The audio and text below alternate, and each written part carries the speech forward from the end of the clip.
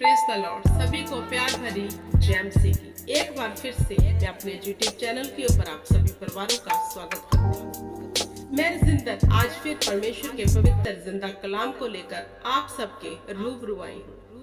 परमेश्वर चाहते हैं हम उसके वचन पर मनन करें, उसके वचन के अनुसार अपनी चाल को चलें। ये चाहते हैं परमेश्वर।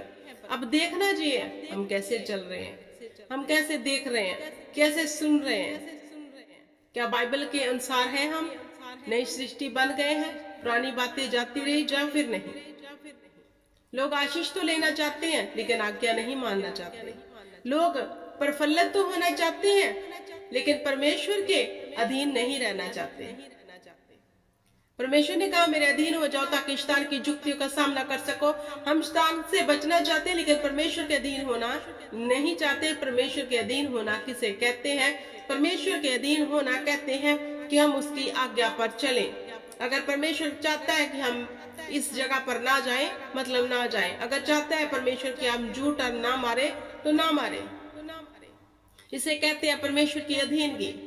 हम अधीनगी में रहना नहीं चाहते लेकिन परमेश्वर से आशीष बरकत लेना चाहते हैं। हमारे वीजे लग जाए, हमारा घर बन जाए, हमारे सारे रास्ते खुल जाए। लेकिन परमेश्वर ने कहा यदि तू मेरी आज्ञा में बना रहे तो जो कुछ चाहे वह तेरे लिए हो जाएगा।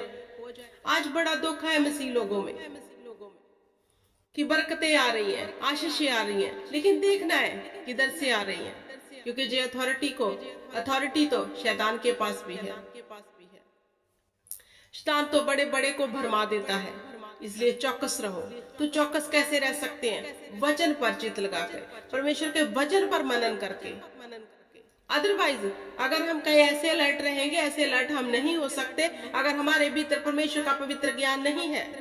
अगर हम अलर्ट होना चाहते हैं, चौकस होना चाहते हैं, तो हमें परमेश्वर के पवित्र ज्ञान के ऊपर सोची करनी होगी, समझ लगानी होगी, इसे समझना होगा, इस पे चित लगाना होगा।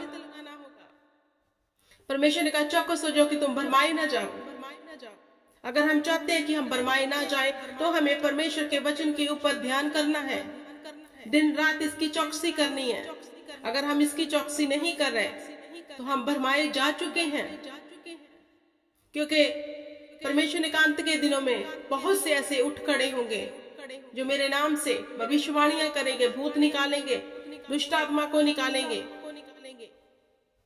और कहेंगे यीशु यहाँ है, यीशु वहां है, तुम भरमाए मत जाना। तो जो लोग आज भरमाए जा रहे हैं, क्यों भरमाए जा रहे हैं? क्योंकि उसने परमेश्वर के पवित्र ज्ञान को समझा ही नहीं, उन्होंने बाइबल को उठाया ही नहीं, उन्होंने बाइबल को पढ़ना जरूरी ही नहीं समझा। बाबाओं का काम हम चाहते हैं कि क्विकली हो जाए, इजी वे चाहते हैं कि क्विकली हम उस रास्ते पे चले जाएं। हम ये चाहते हैं। तो मेरे प्रिय बाइबल लेकिन वचन शॉर्टकट नहीं है, परमेश्वर का ज्ञान शॉर्टकट नहीं है। धैर्य से बने रहना है और इसकी चौकसी करनी है और ऐसी ही चाल हमें चलना है, क्योंकि वचन कहता है इफिसियां 4:25 में इस कारण झूठ बोलना छोड़कर हर एक अपने पड़ोसी से सच बोले, क्योंकि हम आपस में एक दूसरे के अंग हैं। क्रोध मत करो। लेकिन आज क्या हो रहा है? हमारे जीवन में परमेश्वर के वचन की चौकसी नहीं है। हम एक दूसरे के विरोध में लगे हैं, गाली निकालने में लगे हुए हैं। क्यों? क्योंकि चौकसी नहीं है, वचन नहीं है हमारे पास। हम चाल जो चल रहे हैं वो परमेश्वर के बिल्कुल वचन के विपरीत है। हम नित्य परमेश्वर की आत्मा को शोकित करते हैं और दावा करते हैं कि हम क्रिश्चियन हैं, दावा करते हैं कि हम चर्च जाते हैं, दावा करते हैं हम इतने रोजे रखते हैं, दावा करते हैं कि हम इतनी प्रार्थना करते हैं। लेकिन मैं आपको बताना चाहती हूँ सब व्यर्थ और व्यर्थ है अगर आपके अंदर ये सब बातें पाई जाती हैं। हालेलुया। क्योंकि परमेश्वर जब न्याय के दिन आएगा, परमेश्वर पूछेगा क्या मैंने तेरे पास अपना वचन नहीं भेजा था? तूने क्यों मेरे वचन के ऊपर चित नहीं लगाया? नीति वचन में सुलेमान लिखता है ऐ जुबान परमेश्वर के वचन के ऊपर चित लगा, अपनी जुबानी की अभिलाषाओं से बाहर आ जा। तो जो वचन पे चित्त लगाएगा, जो वचन को पढ़ेगा, वही भरमाया नहीं जाएगा, वही अपनी चाल के प्रति चौकस हो जाएगा। वरन हमें पता ही नहीं कि हम चल क्या रहे हैं, हम देख क्या रहे हैं, हम बोल क्या रहे हैं, हम सुन क्या रहे हैं। क्योंकि जहाँ वचन कहता है क्रोध तो करो पाप मत करो, सूर्यास्त होने से तुम्हारा क्रोध ना रहे और ना शैतान को अवसर दो। लेकिन हम अवसर दे रहे हैं। हालेलुया। क्योंकि क्रोध निरंतर हमारे अंदर पनप रहा है, दिन रात हम अवसर दे रहे हैं खुद शैतान को। हमें लगता है जे नेचर है, लेकिन आपको नहीं पता हमने चौकसी नहीं की। किसकी? परमेश्वर के वचन की। क्योंकि खुदा ने कहा क्रोध मत कर। अगर तू किसी पे क्रोधित है तो शाम तक वो क्रोध तुम्हारा खत्म हो जाना चाहिए, लेकिन हम नहीं करते क्योंकि अंदर जलन है, ईर्खा है, वैर है। हालेलुया। हमें लगता है हम बहुत स्पिरिचुअल हैं, हमें लगता है हम बहुत आत्मा में बढ़ गए हैं, लेकिन बताना चाहती हूँ ऐसा कुछ भी नहीं है। जी आपका सिर्फ एक भ्रम है। अगर आप सच में बढ़ गए हैं, आप में दीनताई आ जाएगी। आप वो सब जो संसारिक वस्तु उससे मोह माया से नीचे उतर जाओगे। अगर आपका चित्त अपने धन के ऊपर लगा हुआ है तो वचन कहता है तू दो स्वामियों की सेवा नहीं कर सकता। अगर आपका चित्त आशीष और बरकतों पे लगा हुआ है, आपने वचन की चौकसी ही नहीं की। क्योंकि प्रभु यीशु मसीह ने कहा सकरा है मेरा मार्ग, बहुत थोड़े होंगे जो इसमें प्रवेश करेंगे। हालेलुया। बहुत थोड़े होंगे जो इसमें प्रवेश करेंगे, हर कोई नहीं कर पाएगा। बड़ा तंग है ये रास्ता, कठिनाइयां भी आएंगी। हालेलुया। हमें अपने अंगीकार को थामे रहना है। अंगीकार को कैसे थामे रखेंगे? अगर वचन पढ़ा होगा तो। सिर्फ अंगीकार करने से भी मेरे प्रिय भाई बहनों, मैं आपको बताती हूँ आपके मसले का हल नहीं होने वाला। क्या आप अंगीकार तो कर रहे हो? I am bless. आप अंगीकार तो कर रहे हो, मैं बिल्कुल हील हूँ, मैं अच्छा हूँ। अंगीकार तो कर रहे हो, लेकिन वचन के अनुसार कर्म कोई भी नहीं। फिर आपका अंगीकार आपको स्वर्ग नहीं लेके जाएगा। अगर आप अंगीकार कर रहे हो तो साथ में परमेश्वर को आपके कर्म दिखने चाहिए, आपका फेथ दिखना चाहिए, आपका चाल चलन बदला हुआ दिखना चाहिए। आपका हर वो क्षेत्र जहां पर शैतान ने कब्जा किया था, जिससे आप पहले जूझ रहे थे, अब उनसे आप फ्री हो, परमेश्वर को दिखना चाहिए। हालेलुया। अगर हम अंगीकार ही कर रहे हैं लेकिन चाल तो बदली नहीं, तो क्या फायदा बोलने का? क्योंकि जहां परमेश्वर ने कहा बहुत सी बातें होती है, वहां पाप होता है। अगर हम बहुत सी बातों में उलझे हुए हैं, किसको कैसे गिराना है, इससे ऊपर कैसे जाना है, तो वचन के अनुसार हमारा जीवन बिल्कुल भी नहीं है। वचन कहता है चोरी करने वाला फिर चोरी ना करे, वरन भले काम करने में अपने हाथों को परिश्रम करने, इसलिए कि जिसे प्रयोजन है उसे देने को उसके पास कुछ हो। कोई गंदी बात तुम्हारे मुंह से ना निकले, पर आवश्यकता के अनुसार वही निकले जो उन्नति के लिए उत्तम हो, ताकि उसे सुनने वाले पर अनुग्रह हो। परमेश्वर के पवित्र आत्मा को शोकित मत करो, जिससे तुम पर छुटकारे के दिन की शाप दी गई है। अब देखना जी है, ये वचन सभी जानते हैं, जितने भी क्रिश्चियन है सभी इस वचन को जानते हैं कि पवित्र आत्मा को शोकित मत करो।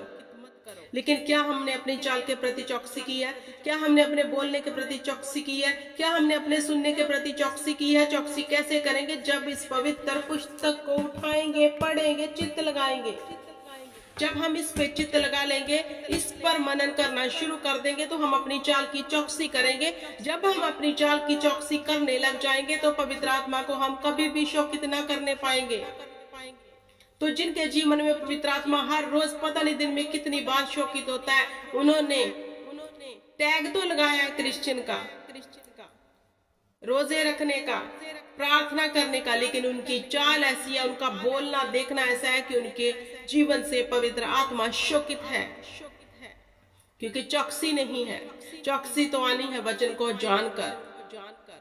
हालेलुया। अपनी चाल को सुधार कर। अगर हम मसीह में आ गए हैं, कहने को तो हम नई सृष्टि है, लेकिन नई सृष्टि बने ही नहीं, लेकिन कहते हैं बन गए, लेकिन बने नहीं हैं। आज भी पुराना स्वभाव, पुराना चाल चलन, पुराना सब कुछ चल रहा है साथ साथ में। तो किसको धोखा दे रहे हैं? क्या परमेश्वर को हम मूर्ख बना सकते हैं? बिल्कुल नहीं,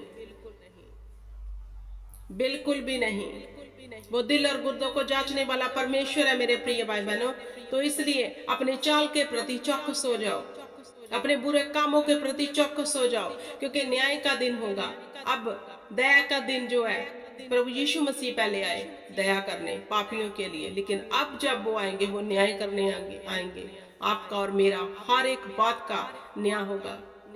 तो देखो हम दिन में बोलते क्या हैं, क्या सुनते हैं, कौन सी प्लानिंग करते हैं, किसके विपरीत हम प्लानिंग कर रहे हैं, किसको गिराने की प्लानिंग कर रहे हैं। ये सब अगर हमारी जिंदगी में चल रहा है तो चौकस हो जाओ, क्योंकि परमेश्वर सब कुछ देख रहा है।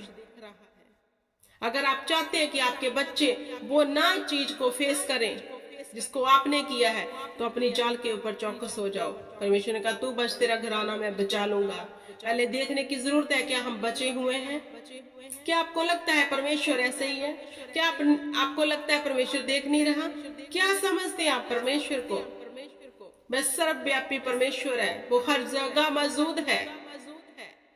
जब हम किसी के लिए प्लानिंग करते हैं वो तब भी हमारे को सुनता है, जब हम झूठ बोलते हैं तब भी हमें वो देखता है, जब पाप कर रहे हैं तो तब भी वो हमारे साथ होता है और देखता है। तो एक एक बात लिखी जा रही है जिसका न्याय होगा। सच्चे मसीही वो हैं जिन्होंने चौकसी की और वचन के ऊपर चित्त लगा लिया। वचन के ऊपर आज मसीहों का चित्त कम है, आशीष और बरकतों के ऊपर ज्यादा है। जे बरकतें धरती की आशीषें हैं, जे आपको स्वर्ग नहीं लेकर जाएंगी। स्वर्ग तो परमेश्वर का वचन लेकर जाएगा और स्वर्ग तो हमारी बदली हुई चाल हमें लेकर जाएगी। हालेलुया। तो मेरे प्रिय भाई बहनों, जरूरत है हमें बदलने की, जरूरत है परमेश्वर के कलाम को समझने की, जरूरत है हमें सही शिक्षा में चलने की, जरूरत है हमें परमेश्वर के आत्मा की अगुवाई की, जिसे हम बिल्कुल बेमुख हैं, नजरअंदाज किया हुआ है। कोई चौकसी ही नहीं। परमेश्वर का तौबा कर, मन फिरा, क्योंकि स्वर्ग का राज्य निकट है। जिस दिन हमने बैप्टिज्म लिया, तौबा कर लो जी, कर ली, मन फिरा लिया जी, फिरा लिया, 10 दिन बाद वही चाल चलन, वही व्यवहार, वही बोलना, वही देखना, सब भूल गए। इसलिए परमेश्वर का चौकस रहे, सबसे अधिक अपने मन की चौकसी कर, क्योंकि जीवन का मूल स्रोत इसी से निकलता है। परमेश्वर का चौकस रहे। हालेलुया। तो मेरे प्रिय भाई बहनों, अगर आप अपनी चाल के प्रति चौकस हैं, परमेश्वर के वचन के प्रति चौकस हैं, तो अनंत जीवन के आप भागी बन चुके हो। हालेलुया। आई होप कि आपको समझ आ गया होगा। खुदावंद आपको बड़ी बरकत दे, आशीष दे और परमेश्वर के वचन की समझ आपके हृदयों में बस जाए। ये मेरी दुआ है। Praise the Lord. सबको जय मसीह की। God bless you.